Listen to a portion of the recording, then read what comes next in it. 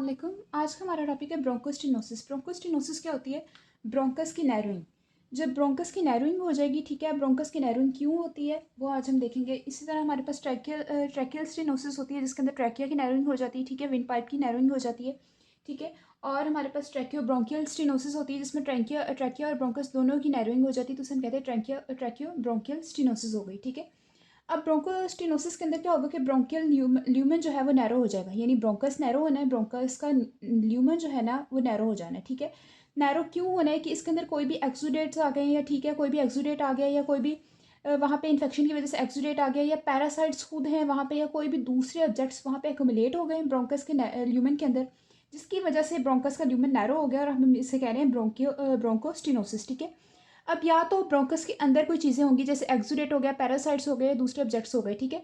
या जो ब्रोंकस के आउटसाइड जो टिश्यू प्रेजेंट है वहाँ से पेरी ब्रोंकियल प्रेशर आ रहा है। पेरी ब्रोंकियल होता है यानी ब्रोंकस के आउटसाइड जो एरिया है वहाँ पे जो आउटसाइड पे टिश्यू है उसकी वजह से कोई प्रेशर आ रहा है जिसकी वजह से ब्रोंकोस्टिनोसिस हो गई, यानी ब्रोंकस का ल्यूमन नैरो हो गया, ठीक है। अब ब्रोंकोस्टिनोसिस जो है वो मेनली पैरासाइटिक डिजीजेस में होती है। पैरासाइटिक डिजीजेस में क्या होता है कि हेलमेंट्स वॉर्म्स वगैरह और फ्लूक्स जो होते हैं वो वहाँ पे ब्रोंकाई में कलेक्ट हो जाते हैं आके और आके ब्रोंकस के ल्यूमन को नैरो कर देते हैं, ठीक है।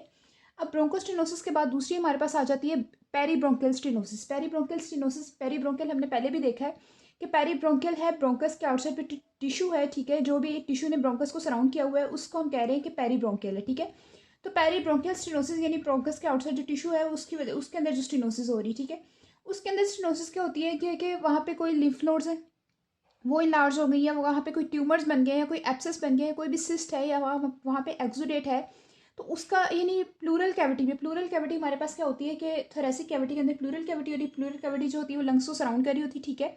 और प्लूरल कैविटी के अंदर एक सीरियस फ्लूइड होता है जो लंग्स के वहाँ पे लुब्रिकेशन प्रोवाइड कर रहा होता है इन्फ्लेशन डिफ्लेशन के दौरान, ठीक है।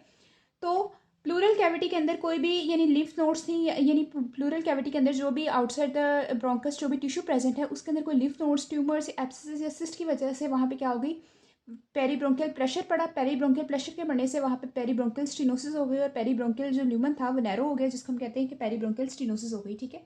तो इसमें क्या हुआ कि पेरीब्रोंकियल में स्टिनोसिस में क्या हुआ कि ब्रोंकस के आउटसाइड जो भी टिश्यू था उसके अंदर कोई large lymph nodes tumours abscess या सिस्ट या एक्सुडेट की वजह से जो प्लूरल कैविटी में थे वहाँ पे उन्होंने प्रेशर डाला, पेरीब्रोंकियल प्रेशर आया जिससे पेरीब्रोंकियल ल्यूमन जो हो गया वो नैरो हो गया और हमने कह दिया कि ये हो गई है पेरीब्रोंकियल स्टिनोसिस।